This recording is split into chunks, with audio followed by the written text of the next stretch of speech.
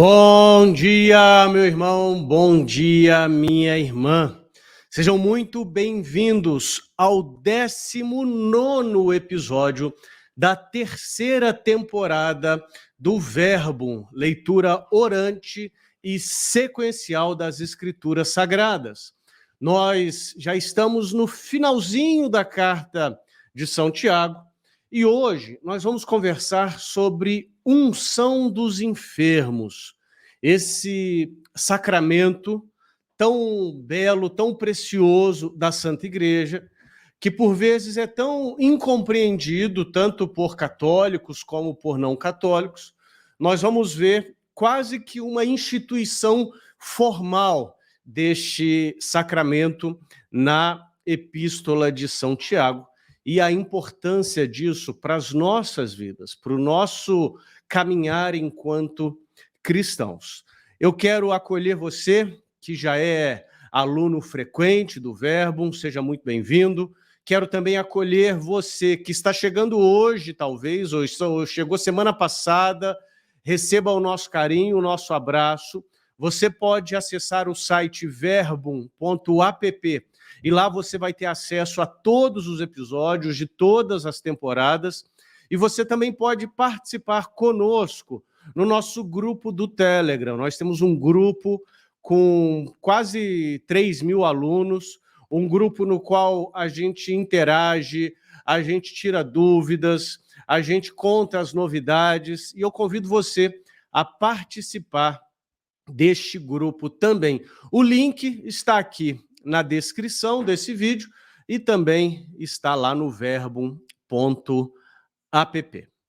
Vamos rezar, vamos pedir para que o nosso Deus nos oriente, nos abençoe. E hoje eu gostaria de fazer novamente uma oração que eu fiz há um tempo atrás, que é a oração Criador Inefável de Santo Tomás de Aquino. E é uma oração que nos prepara também para estudarmos a palavra de Deus, uma oração que nos aduba o coração para que a semente da palavra caia em terra boa e frutifique. Então eu convido você a fazer essa oração comigo, ciente de que nós estamos nos aproximando de território sagrado, que são as Escrituras sagradas, inspiradas por Deus, legadas pela Santa Igreja e que tanto nos abençoa. Vamos rezar? Em nome do Pai, do Filho, do Espírito Santo. Amém. Criador inefável, tu que és a fonte verdadeira da luz e da ciência, derrama sobre as trevas da minha inteligência um raio da tua claridade. Dá-me inteligência para compreender, memória para reter, facilidade para aprender, sutileza para interpretar e graça abundante para falar. Meu Deus, semeia em mim a semente da tua bondade. Faz-me pobre sem ser miserável, humilde sem fingimento, alegre sem superficialidade, sincero sem hipocrisia, que faça o bem sem presunção, que corrija o próximo sem arrogância, que admita a sua correção sem soberba, que a minha palavra e a minha vida sejam coerentes. Concede-me, ó verdade das verdades, inteligência para conhecer-te, diligência para procurar-te, sabedoria para encontrar-te, uma boa conduta para agradar-te, confiança para esperar em ti, constância para fazer a tua vontade. Orienta, meu Deus, a minha vida, concede-me saber o que tu me pedes e ajuda-me a realizá-lo para o meu próprio bem e o de todos os meus irmãos. Amém. E nestas intenções nós dizemos: Ave Maria, cheia de graça, o Senhor é convosco. Bendita sois vós entre as mulheres, bendito é o fruto do vosso ventre, Jesus. Santa Maria, Mãe de Deus, rogai por nós, pecadores, agora e na hora de nossa morte. Amém. Ó Maria concebida sem pecado, rogai por nós que recorremos a vós. Glória ao Pai, ao Filho e ao Espírito Santo, como era no princípio, agora e sempre. Amém. Em nome do Pai, do Filho, do Espírito Santo. Amém. Muito bem. Vamos ler o texto. Nós vamos ler os versículos 13, 14 e 15 do capítulo 5 da Epístola de São Tiago. Eu vou ler o texto e depois eu vou conversar com vocês sobre esse texto. Epístola de São Tiago, capítulo 5, versículos 13 a 15. Alguém dentre vós está sofrendo? Que ele ore. Alguém está alegre? Cante louvores. Alguém dentre vós está enfermo? Mande chamar os presbíteros da igreja para que orem sobre ele, ungindo-o com óleo no nome do Senhor. A oração da fé salvará o enfermo e o Senhor o reerguerá. E se tiver cometido pecados, receberá o perdão. Muito bem. Você já deve ter participado de um casamento. E talvez você já seja casado. E no casamento, existe um momento em que os noivos prometem permanecer casados até que a morte os separe nas seguintes circunstâncias: na alegria e na tristeza, na saúde e na doença, na riqueza e na pobreza. Não é verdade?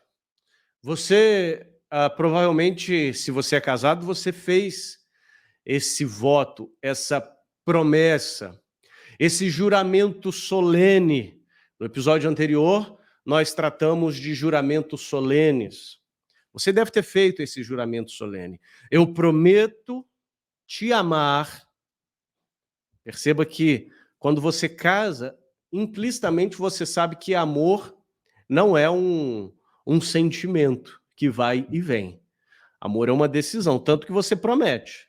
Eu prometo te amar, eu prometo te honrar, te respeitar, cuidar de você, ser-lhe fiel, na alegria e na tristeza, na saúde e na doença, na riqueza e na pobreza. Ou seja, independente das circunstâncias, eu estarei ao seu lado. É esse voto que nós fazemos quando nós nos casamos. E, infelizmente, muita gente não cumpre esse voto, né? Certa vez, inclusive, eu vi até uma esquete de humor em que o padre, né, estava celebrando um casamento e ele diz essas palavras: na saúde, na doença, na riqueza e na pobreza, na alegria e na tristeza. E os noivos falam: não, não, não, não, pode parar. Não, não quero esse negócio de pobreza, doença, tristeza, não. Eu gosto dela sim. Lindinha, cheirosa, bonita, feliz. Agora, que papo bad, que papo ruim, tristeza, doença, pobreza, tô fora. É uma esquete de humor, mas revela o que muitos noivos pensam na hora que fazem esses votos, né? Porque o casamento começa e as lutas vêm e na nossa imaturidade a gente pensa que a luta, né, a doença, a tristeza, o problema financeiro é culpa do outro, como se a gente fosse o alecrim dourado que nasceu no campo, né? Ou seja, o problema é sempre o outro, a gente não, a gente está ótimo, a gente está bem. E aí a gente descumpre esse voto que a gente fez de estar juntos em qualquer situação. De modo que hoje a gente vive uma verdadeira epidemia de famílias desfeitas por questões mais mesquinhas e infantis e imaturas. Eduardo, o que isso tem a ver com o texto que você acabou de ler? Você tem certeza que você está falando do texto de Tiago 5, de 13 a 15? Sim, eu tenho certeza. Sabe por quê? Porque na nossa caminhada com Deus, nós também precisamos estar dispostos a caminhar com Deus na saúde, na doença, na riqueza e na pobreza, na alegria e na tristeza. O nosso relacionamento com Deus não pode ser contingenciado às circunstâncias, porque as circunstâncias mudam e às vezes mudam de um dia para a noite. Imagine se ao longo da história da igreja os grandes santos tivessem abandonado a fé quando surgiu, por exemplo, perseguição. Eles não seriam santos e nem o cristianismo teria chegado até nós. O chamado para uma vida genuína com Deus não é contingenciado às circunstâncias, mas está fundamentado em quem Deus é. No nosso reconhecimento da nossa pequenez e da nossa necessidade do Deus Criador, na nossa certeza de que Ele nos ama e as circunstâncias não determinam o amor de Deus. Quando eu estou feliz, quando eu estou com dinheiro, quando eu estou saudável, Deus me ama. Agora, se eu estiver doente ou tiver com algum tipo de problema emocional, Deus parou de me amar. Para com isso. Para com essa fé imatura. Porém, sabendo que nós somos imaturos, e agora eu chego no texto que eu acabei de ler, sabendo que nós somos imaturos, São Tiago, ele elenca as possíveis circunstâncias da vida e ele diz qual deve ser a nossa postura diante dessas circunstâncias. Quais possíveis circunstâncias da vida? Alegria, tristeza, doença, saúde, riqueza e pobreza. É lógico que aqui no texto que a gente leu, ele fala de 3 circunstâncias, mas as outras estão implícitas. Estão implícitas.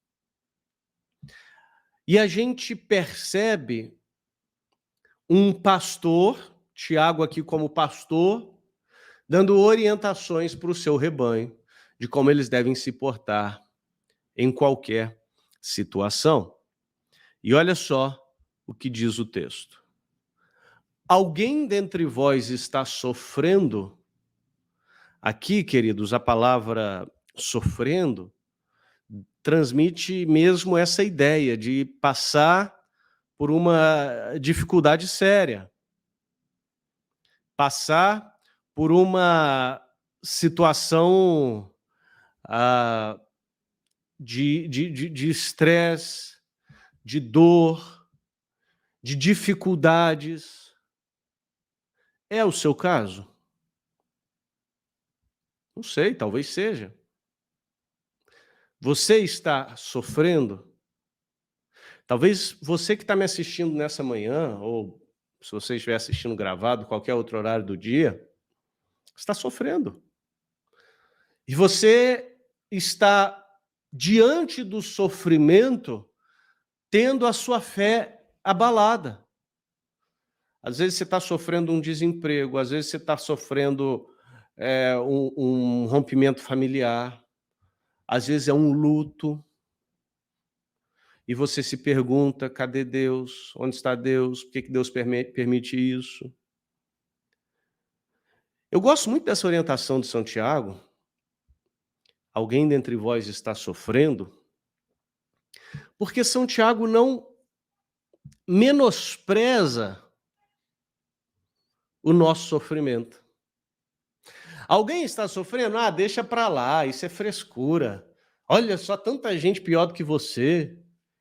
Essas pessoas, quem diz isso é insensível. Quem diz isso não entende o que de fato é sofrer. Talvez quem fala isso, isso é besteira, larga para lá, nunca enfrentou uma situação de verdadeiro luto, de verdadeira dor. Tiago não menospreza o nosso sofrimento, mas ele também não nos vitimiza. Ele também não fica com coitadismo. Ele dá uma orientação. Alguém está sofrendo? Ore. Ore. Que ele ore. Tem alguém sofrendo? Ore. Você está sofrendo? Busque ao Senhor. Ainda que você busque ao Senhor, clamando como o salmista clamava nos salmos de lamento. Sabe o que são salmos de lamento? São aqueles salmos em que o salmista rasga o seu coração diante de Deus e expõe a dor dele.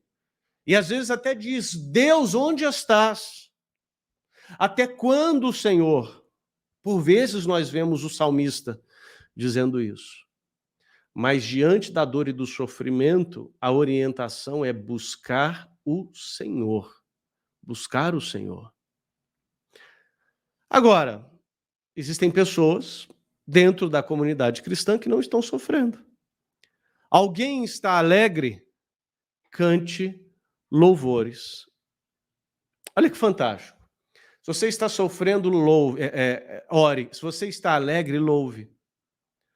Salmodie, a palavra aqui no original é cante salmos. Salmodie, louve ao Senhor. Se você está alegre, que os seus lábios, o seu coração, a sua atitude, a sua gratidão seja expressa vividamente. Cante louvores. Não use da alegria também como uma oportunidade para se afastar de Deus, porque tem gente que usa da alegria para aprontar.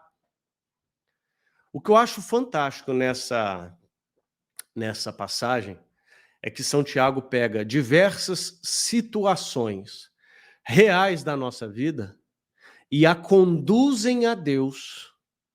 Você está triste? Vai para Deus. Você está feliz? Vai para Deus. Na alegria e na tristeza. O meu relacionamento de Deus meu relacionamento com Deus não é contingente às circunstâncias. Tem gente que só busca Deus quando está feliz. Quando está triste, fica rebelde. Tem gente que só busca Deus quando está triste, quando a situação aperta. Quando está feliz, vai farrear.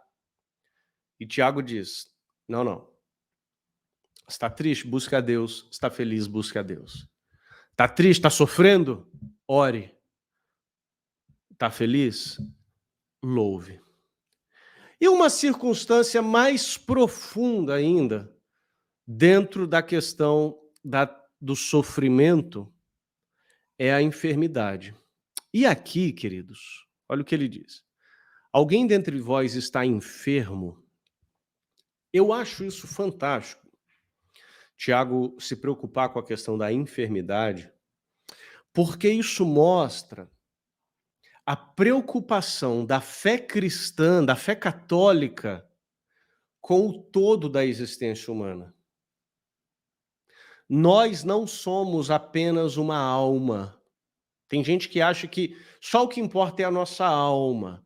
O corpo é uma prisão da alma. A gente pode descartar esse corpo porque é só a alma que vai ser salva, que vai experimentar a eternidade. Não. O Deus Criador nos fez corpo e alma. Corpo e alma constituem a unidade do ser humano. De modo que, assim como uma alma doente precisa de cura, um corpo doente também precisa de cura. E essa orientação de São Tiago aqui, que a tradição da igreja sempre entendeu como um sacramento, sacramento da unção dos enfermos, nos mostra essa preocupação de restaurar não apenas a nossa alma, mas restaurar também o nosso corpo. Eu vou para o texto e depois eu quero trazer para vocês algumas orientações da Santa Igreja sobre esse texto. Alguém dentre vós está enfermo? Olha o que eu disse para vocês. Se está feliz, louve. Se está sofrendo, ore. Ou seja, em qualquer circunstância, busque a Deus. Está enfermo? Busque a Deus também. Como? Aí Tiago dá uma ordem mais específica. Mande chamar os presbíteros da igreja. E aqui Tiago usa a palavra igreja, eclesia. Eu digo isso porque lá no capítulo 2, se eu não me engano, Tiago usa a expressão sinagoga. Aqui ele usa a expressão eclesia. Eduardo, o que isso tem a ver? Isso tem a ver que Tiago está escrevendo para um contexto cristão, totalmente cristão. Cristão judaico? Talvez, mas essencialmente cristão. Mande chamar os presbíteros da igreja. Aqui não é simplesmente presbítero no sentido de ancião, mas é presbítero, o padre mesmo, o sacerdote, padre ou bispo, mas o sacerdote. Mande chamar os presbíteros da igreja, para que orem sobre ele, ou seja, oração com imposição de mãos, ungindo-o com óleo no nome do Senhor. Olha que interessante. Na antiguidade, o óleo tinha um papel medicinal. Tinha um papel medicinal. E até hoje existem alguns cremes, algumas questões que levam óleo na sua composição pelo seu papel medicinal. Então era muito comum na antiguidade ungir feridas com óleo. Eu não sei se você se lembra, por exemplo, na parábola do bom samaritano, que o samaritano pegou aquele que estava largado no caminho e ungiu as feridas dele com óleo. Pois muito bem. Então, o óleo é um elemento medicinal da antiguidade. Porém, Tiago aqui acrescenta algo a mais. Tiago vai além do que um simples ritual de cura. Ele acrescenta a invocação do nome do Senhor, ungindo-o com óleo no nome do Senhor. A oração da fé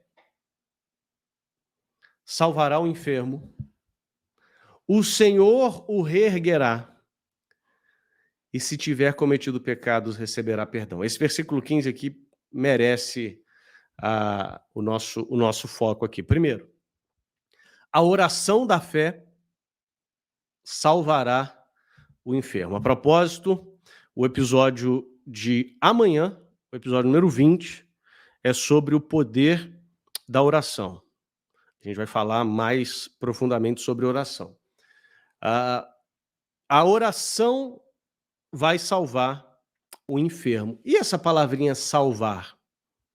Essa palavrinha salvar tinha dois significados na antiguidade. Curar mesmo, cura física, ou salvar no sentido de salvar a alma, levar para o céu. Qual o significado que Tiago está usando aqui? Os dois. Os dois. A unção dos enfermos é uma cura para o corpo e para a alma.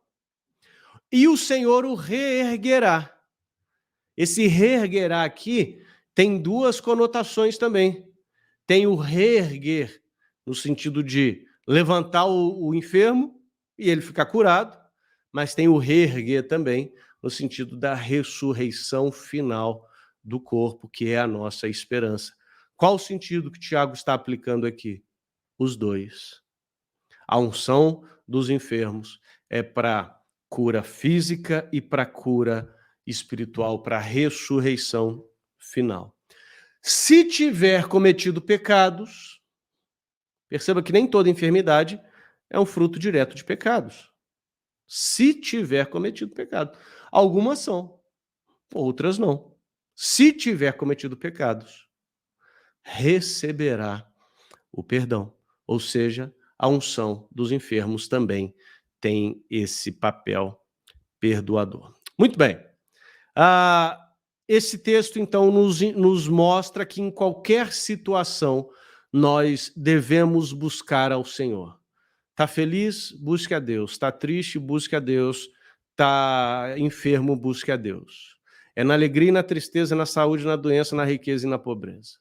A nossa fé em Cristo está fundamentada não nas circunstâncias, mas no caráter de Deus, no Cristo que se entrega por nós, na cruz, que se entrega por nós como alimento na Eucaristia. A nossa fé deve ser uma fé inabalável, não contingenciada pelas circunstâncias.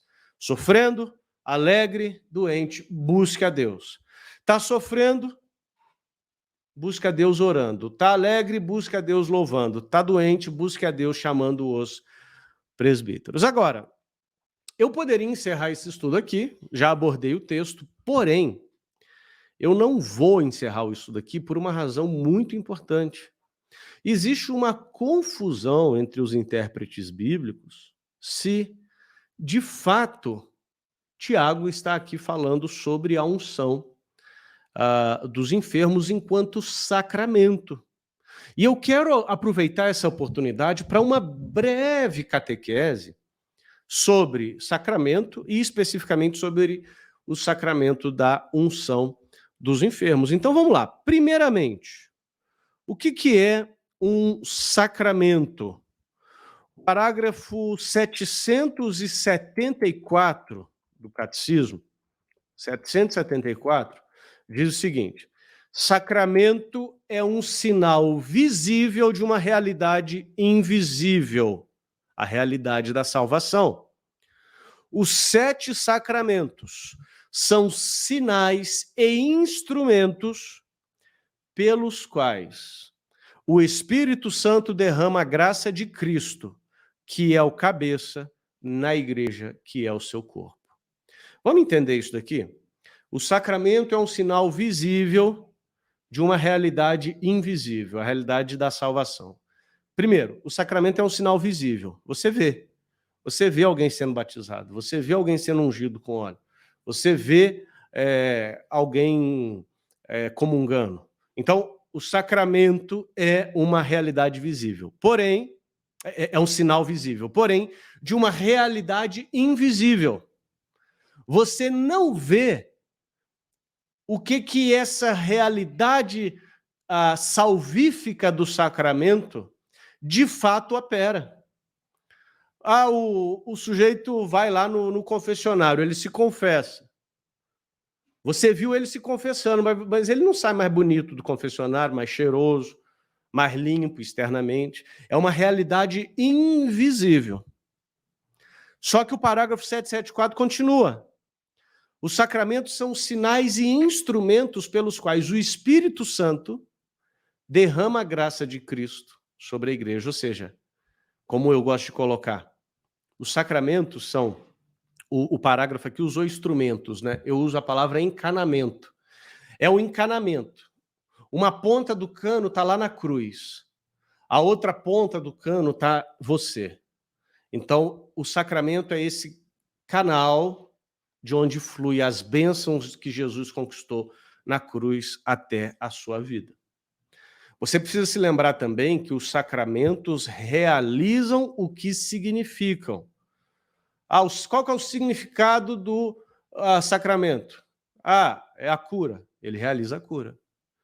É o novo nascimento. Ele realiza o novo nascimento.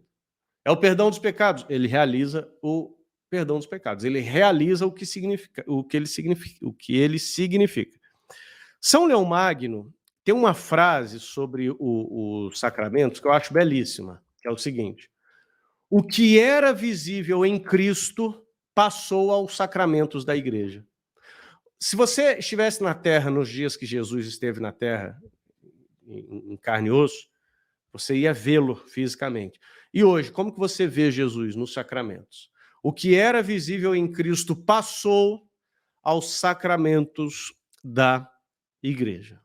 Então, a gente está aqui resolvido o que é sacramento. Agora, aqui, está falando sobre sacramento nesse texto que a gente acabou de ler, é o sacramento da unção dos enfermos? Sim, é o sacramento da unção dos enfermos. Primeiro, a gente vê aqui Tiago elaborando didaticamente o que os discípulos de Jesus já faziam. Perceba o que eu vou ler para vocês. Marcos 6,13. Eu falei que era uma breve catequese, né? Marcos 6,13. Então, os discípulos saíram e pregavam ao povo que se arrependesse, expeliam demônios e curavam muitos enfermos, ungindo-os com óleo. Ungindo-os com óleo. Então a gente já percebe aqui essa realidade desde o ministério de Jesus, essa unção com óleo para cura. Nos discípulos, os apóstolos faziam isso. E aí Tiago elabora isso mais didaticamente no texto que a gente leu. E a tradição da igreja sempre entendeu que essa unção com óleo é a unção dos enfermos, que é um sacramento. Por exemplo, vários concílios reconheceram isso. O concílio de Constantinopla II, Constantinopla II, que aconteceu meados do século VI, reconhece isso. O concílio de Constantinopla, eu já falei, de Florença, reconhece isso. O concílio de Trento reafirma isso, porque esse sacramento estava sendo atacado pelos protestantes, então o concílio de Trento reafirma isso. Olha o que diz o concílio de Trento. Esta sagrada unção do doente foi instituída por Cristo nosso Senhor, como um verdadeiro e próprio sacramento do Novo Testamento.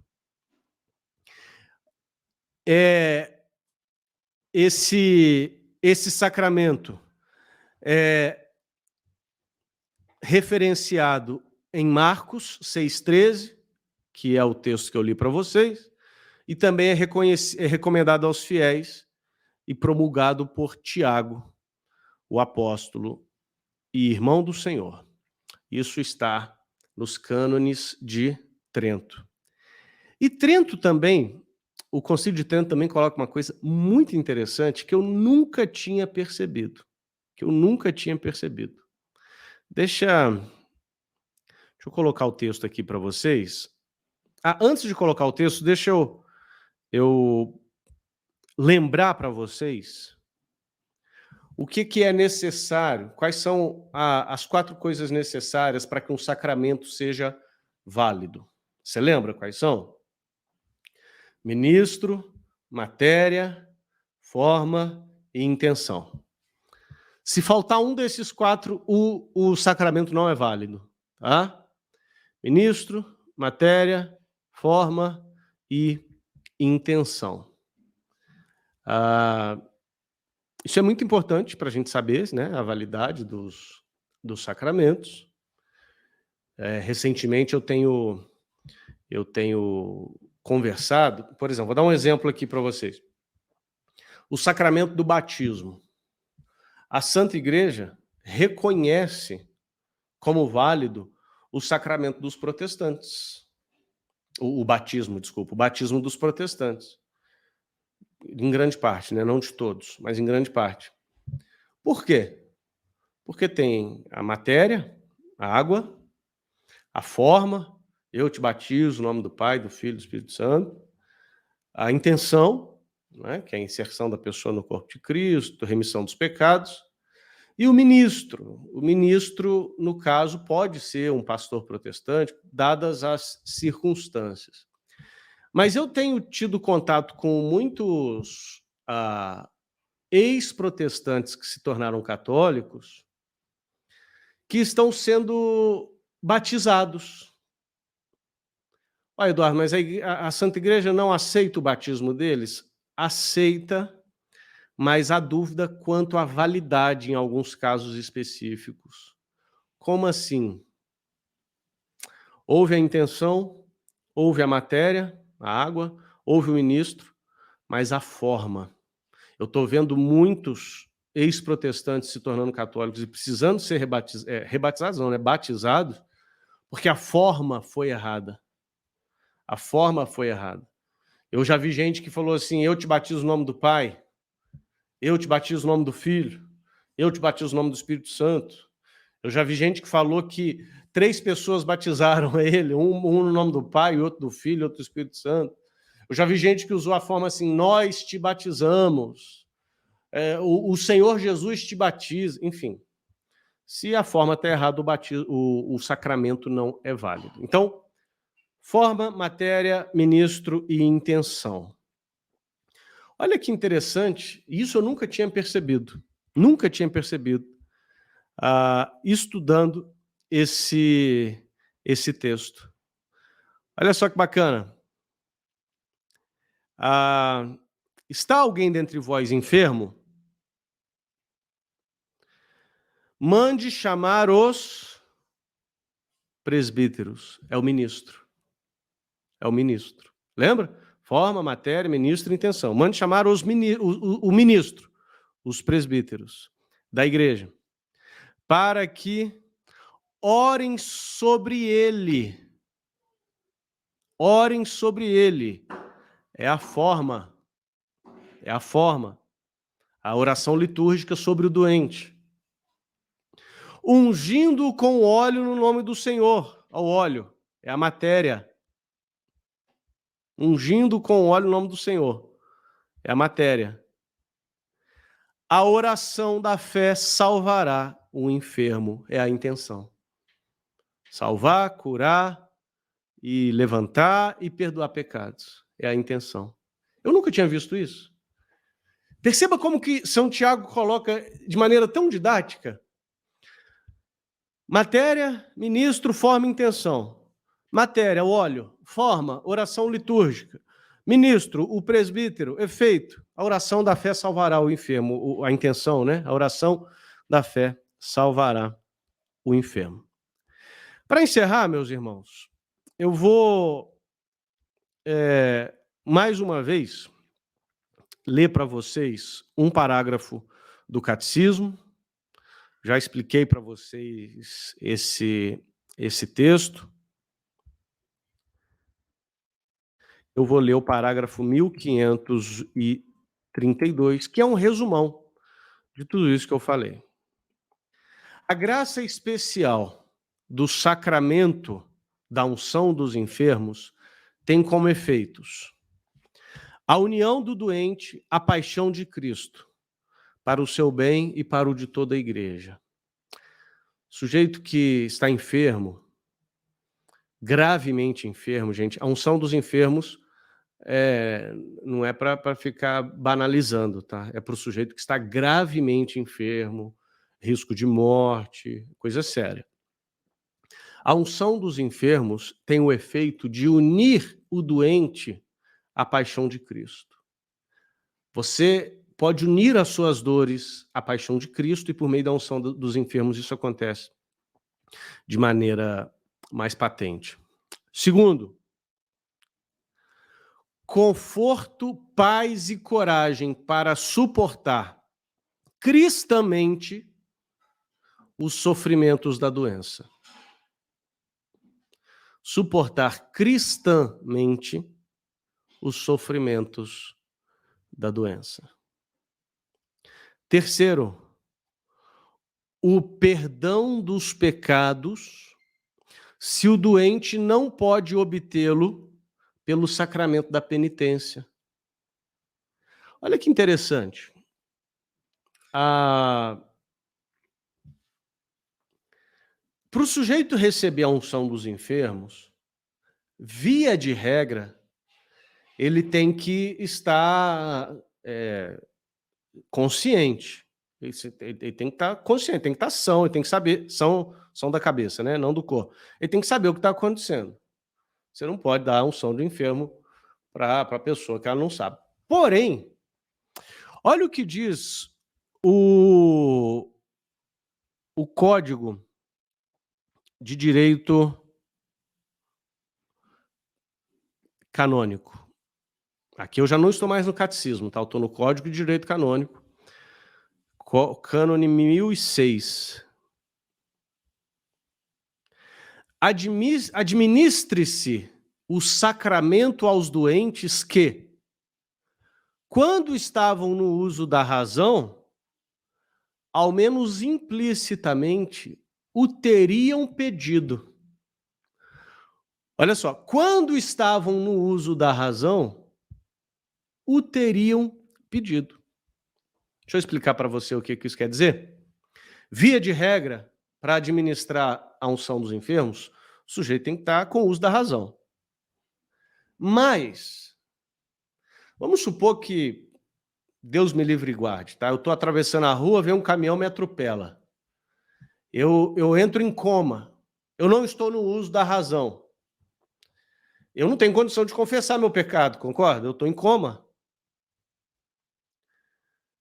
É plausível pensar que, se eu tivesse condições, eu pediria a unção dos enfermos? O que você acha?